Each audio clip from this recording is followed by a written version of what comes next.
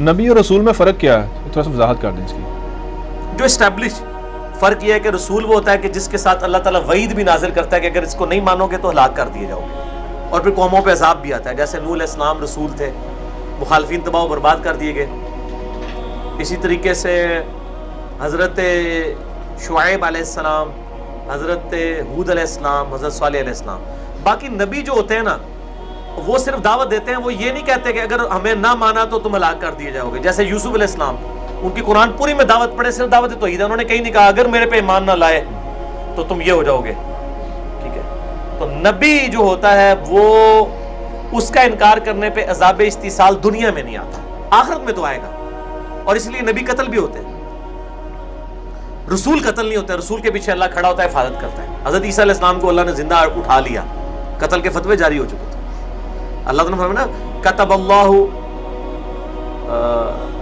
تعالیٰ نے یہ چیز طے کر دی ہے لأغلبن انا ورسولی، کہ میں اور میرے رسول غالب رہیں گے.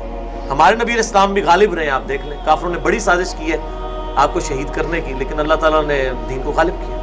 تو یہ ایک مین فرق اس حوالے سے مانا جاتا ہے. اور صاحب شریعت بھی ہوتا ہے رسول. نبی جو ہے وہ آلریڈی کسی شریعت والے پیغمبر کی دین کا مجدد بن کے آتا ہے. پیغمبر بھی ہوتا ہے اور مجدد بھی ہوتا ہے. جیسے حضرت یحییٰ علیہ السلام نبی تھے، لیکن یحییٰ علیہ السلام کے لیے رسول حضرت عیسیٰ علیہ السلام تھے. ٹھیک ہو گیا؟ کیا سال بھر کے لیے گندم راشن کے طور پر جمع کر سکتے ہیں؟ کریں، کیوں نہ کریں، کوئی حرج نہیں. تو وہ ذخیرہ کرنے میں نہیں آئے گا؟ نہیں، اپنے لیے کر رہے ہیں نا آپ. ذخیرہ اندوزی تو یہ ہے کہ آپ پوری مارکیٹ سے گندم اٹھا لیں، آپ اپنے لیے ضرور کریں. جتنے کتنی کو کر لے گا یار، کسی کے کتنے بچے ہوں گے، کتنی بیویاں ہوں گی. ایک کوئی کویت دا امیر سے نہیں ہے نا کوئی جناب پورا جہاز لے کے نہ سے ہے. ٹھیک ہے، اس طرح تو نہیں ہوگا. امام ابو حنیفہ رحمہ اللہ کو امام اعظم کیوں کہا جاتا ہے، جبکہ ابوبکر صدیق رضی اللہ تعالیٰ عنہ کو صدیق اکبر اور عمر فاروق رضی اللہ تعالیٰ عنہ کو فاروق اعظم کہا جاتا ہے؟ یہ بھی غلط کہا جاتا ہے. کسی حدیث میں صدیق اکبر اور فاروق اعظم نہیں، ہم تو اسے بھی غلط سمجھتے ہیں. صدیق اکبر بھی نبی صلی اللہ علیہ وآلہ وسلم ہے، فاروق اعظم بھی نبی صلی اللہ علیہ وآلہ وسلم ہے. یہ مولویوں نے ٹرم ڈیوائز کی ہے، حدیث میں صرف صدیق آیا ہے. ٹھیک ہے جی. المعجم الکبیر طبرانی کے اندر ہے، سنن الکبریٰ البیہقی میں نے واقعہ معراج والے لیکچر میں 126 ABC میں بتایا تھا کہ واقعہ معراج کی تصدیق کرنے کی وجہ سے نبی صلی اللہ علیہ وآلہ وسلم نے صدیق کا لقب دیا ہے. صدیق اکبر یہ بالکل بدعت بنایا ہوا ہے، صدیق ہے صرف، فاروق اعظم بھی نہیں، صرف فاروق ہے. اچھا آپ مجھے یہ پوچھیں، صدیق اکبر فاروق اعظم آگے کیا آتا ہے؟ صرف غنی. اتھی ہونا چاہیے غنی کبیر، کوئی نہیں نہ آیا.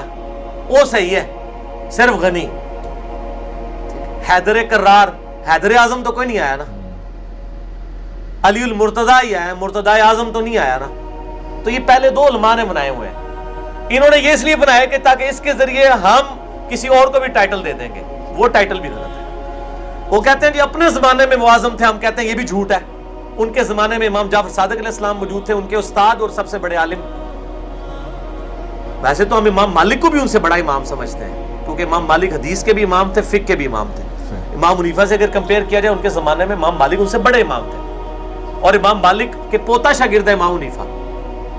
جی امام مالک کے شاگرد ہیں امام محمد.